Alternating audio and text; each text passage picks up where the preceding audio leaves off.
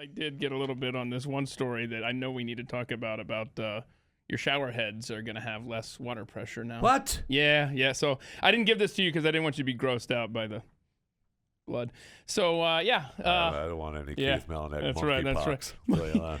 So President Biden's administration is reversing a Trump-era rule approved. Of course he is. I freaking hate these people right? so much. So this rule has been in effect since 1992, which means a Republican president took care of that for you. Okay. Bush Sr. And it allowed for 2.5 gallons of water. Which, by the way, even before it now, but when my grandfather was alive back in before 1992, you could get a shower head that looked like a fire hose, man. Yeah, those were the days. Yes, it's awesome. Like if I want to pay for it, it was awesome. Then lit me. Right. The shower head lit me. And then everybody had water shortages, so we had to put a brick in your toilet tank. And we had to slow down the water coming out of the shower head. There's too much. We're wasting too much water. Yeah, well, if you have to flush it twice, then you're going to end up making up for it and then some, water you save. So now what? Now we get 2 point, what, So then Obama gallons? Says... Is that right, 2.4 gallons? No. You wish it was just the 2.4 gallons. So what Trump did is... see if I can explain this. What Obama did was say... manufacturers were getting around the 2.5 gallons per minute thing by putting extra nozzles on the shower head. Look, awesome. It's per nozzle, y'all. And believe me, I have one that has multiple nozzles. So the Marxist comes along in office, Obama, and says, no. We're only going to make it 2.5 per no matter what. shower head, not nozzle. I know. I bought one that like that, and it sucked. Right? So Trump comes along and says...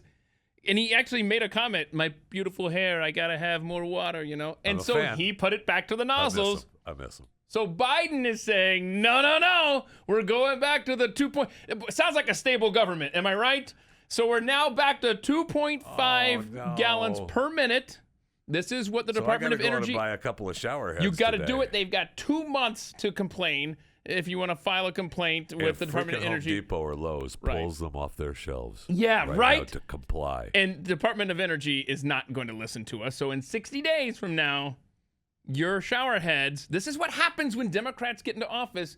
Your appliances, your creature comforts. Yeah. Oh, they've screwed up the dishwashers. Right, dishwashers, washers and dryers. Right, the Freon in your air conditioning. Now your shower head nozzles. This is what they do. They go for your quality of life because they want to pull us down to the rest of the world. You got 60 days to go and get a good shower head. Remember the days when you thought, well, they're never. How could they do that? We've got to bring the rest of the world up to the United States standards.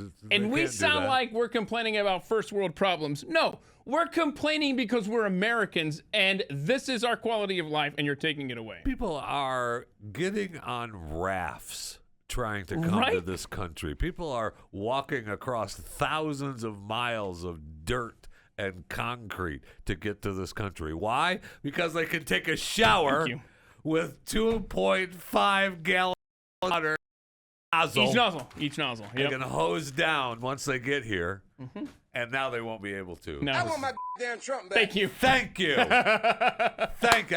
I want that guy in office. I do too. Want him in office. I want an update on where I want him at every gas station in America every day. Somebody sponsor that tour. That guy. I don't care where he is, what he's doing. He needs to be in office right now. Yeah, and until he is in office, and as long as gas is as high as it is, he needs to be making a tour and just walk around, videoing and posting it every day. For his tour, that'd be awesome. Oh. And the good thing is that there we have there's just states on fire. There's droughts. Mm-hmm. Is there flooding? Oh my gosh, yes there is. One part of the country's on fire and dry, and the other part of the country is flooding. Sounds like weather to me. Wait, what? Yeah, but don't worry.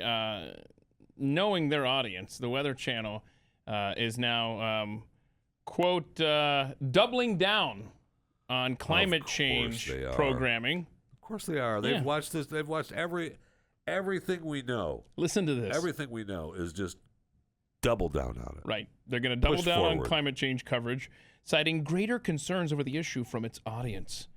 Quote, this is the chief content officer, Nora Zimmett, who I'd like to point out has a background at CNN, which, by the way, CNN Plus is going to be coming out, I think, spring of 2022, because who doesn't want a special app you have to pay for more CNN content? But that's another story. Wow. I know Fox is coming out with Fox Weather as well. Oh. Fox Weather. Which is apparently, I thought it was going to be a network thing, but according to this now, it's going to be a streaming service covering and forecasting weather. Fox Weather. Okay. Oh, so they already have put a person in power over this too. Wow, they've launched it. The last time I read about the Fox Weather, I thought it was going to be another separate big channel. I mean, it is, but it's going to be a streaming channel. But they've put this Sherry Berg in charge too. She's going to oversee Fox Weather. I want to be the voice. Yeah. Oh, you'd be a great Fox voiceover Weather. voice. Yeah, like a James Earl Jones type. Fox Weather. Yeah, I dig it. I dig it. Here's the quote: "Climate and weather coverage are completely linked." Wait, that's not what. Okay. It's the most important topic of not just our generation, but generations to come. We have a front seat, and she promises a full-scale. That's a quote. Assault on the topic. And she says, full-scale assault? Yeah, I mean, that's violent rhetoric if you ask me. But talking this is about the Weather Channel The Weather chick? Channel, yeah. So here she goes. More quotes. Sure, she appreciates me calling her the Weather Channel chick. Yeah, that's what she is. We intend to do that now. American sentiment only recently caught up with the urgency of the issue. Years ago, our audience didn't want to hear about it. They are much more interested in it now. To quote Jeffy. Huh. Are they? Thank you. Let's see here. She says the evidence of climate change is overwhelming as more people see it affect their lives through the recent heat wave in the Pacific Northwest and natural disasters. Well, it's been very bad. It's been very warm, very dry. Really bad. Up in the Pacific Northwest. Yeah, and then you've got the Great Salt Lake drying up, which we mentioned, I think, on Friday here. You have, which was really reported over the weekend, how bad it was. And you have Lake Mead. Lake Mead is almost at depressing what's the levels? term? That's the official term. Depressing levels. You mean to see? You mean check? No, it's almost at Deadpool. It's almost at Deadpool. That's the phrase I was looking for. Is that an actual real term? Yeah. Oh wow. Okay. Yeah, it's when they reach that line that they can't pump anymore, and it doesn't. The dam can't work. I mean, the whole damn thing shuts down. Thank you. Be here all week. I see what you did there. That was good. But I mean, it's darn close to Deadpool. It is. And I don't want to minimize what's happening out west. It's bad. There's fires. There's the droughts, like you said. The wheat crop is now in peril. It's affecting cattle. Not good. I know. I just want to point out for perspective that if this is the end of the world and we're past that line of demarcation, as AOC says we are rapidly approaching, then wouldn't Texas... We've been rapidly approaching it for quite some time. Wouldn't Texas, which is known for its hot summers, be that much hotter? Every day here in Texas is 1,000 degrees. That's what you would assume. Every day, Keith. That's what you would assume. However, have you noticed that so far in the year 2021, we're almost at the end of July, we've had 0 days of 100-degree temperatures or above. 0 days. Yeah, no, it has. It's only been in the 90s. So I looked this up. What you're seeing in that column, and it doesn't have every year there because it's on the left side of the screen that I cropped out because I'm so wise with doing that. If you'll see there, last year we had 9 total days. Let's back up. You see how we're scrolling down there to 2011 where we had 71. That was a bad summer. That was the summer we moved here, right? No, we moved here early 2012. Yeah, the next year. So I came here that summer in 2011 with Glenn. And we were here for a while looking for buildings and stuff. And I remember that's the first time. I lived in Florida for a long time. And it was the first time I'd ever seen, it was so warm and they had so many days over 100. I saw trucks that were delivering blocks of ice to people's homes that they were putting in their pools to cool them down. To swim in. I'd never seen that before. Now that's America. That's America. Boy, Thank you. It's so hot.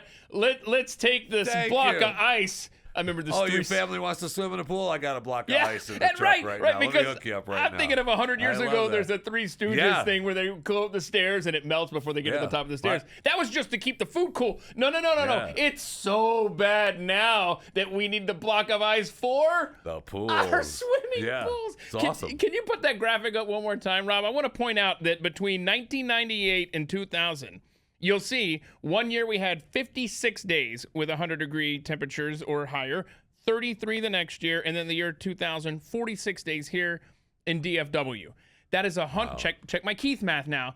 That's 135 days over 3 years, okay? In the last 2.5 years, 2.5 summers, we've tallied a grand total of 400 days. 23.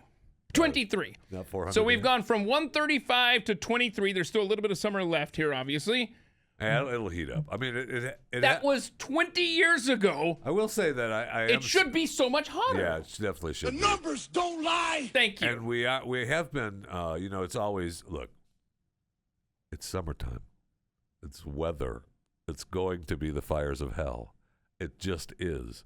But because it's not really the fires of hell, it's just summertime. Right. So I have, checked the 10-day forecast that gets us through the end of July here. And if it holds, we're not even going to get near 100 degrees. which I'm all for, because Right, if me it too. does, we'll lose power. We'll lose power. That's We'll a great point. That's a great point. So I say, cool it down. Cool it down. Keep it cool. I'm all for it. And there has been 2 summers. There's been 2 summers in all of recorded weather history in Dallas where we didn't have a 100-degree day. And so far, this is the 3rd one so far. That could change, obviously. Been close.